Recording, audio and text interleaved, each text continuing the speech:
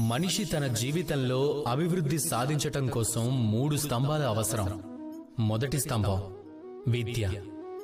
ఈ విద్య మనకు జ్ఞానాన్ని ప్రసాదిస్తుంది. రెండవ స్తంభం వ్యాపారం. దీని ద్వారా మనం ధనాన్ని సంపాదిస్తాం.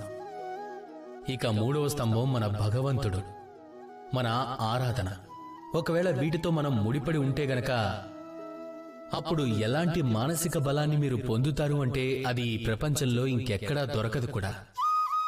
కానీ మనుషులు ఎన్నోసార్లు ఈ 3 స్తంభాలను పొందిన తర్వాత కూడా అభివృద్ధి సాధించలేరు. అయినా జీవితంలో కష్టాలు వస్తూనే ఉంటాయి. అసలు ఎందుకిలా జరుగుతుంది? ఎందుకంటే తను ఆ 3 స్తంభాలనైతే పొందుతాడు, జీవితంలో అమలు చేస్తాడు, కానీ వాటి మూలాధారాన్ని మర్చిపోతాడు. అంటే మొదటి స్తంభం విద్య.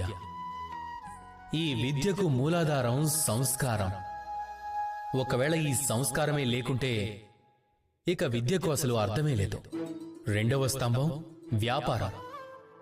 వ్యాపారం చేసి ధనం సంపాదించాలని మనమందరం అనుకుంటాం, ప్రయత్నాలు చేస్తూ ఉంటాం.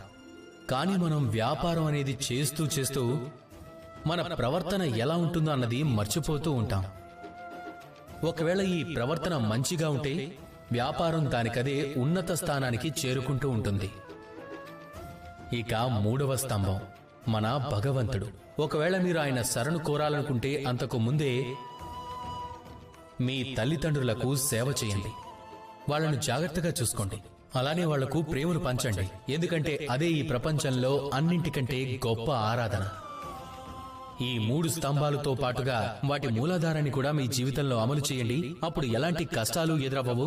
జీవితంలో మీరు అభివృద్ధి చెందుతూ ఉంటారు. ఇక మీ మనసు సంతోషంగా చెప్తుంది. రాధా కృష్ణ.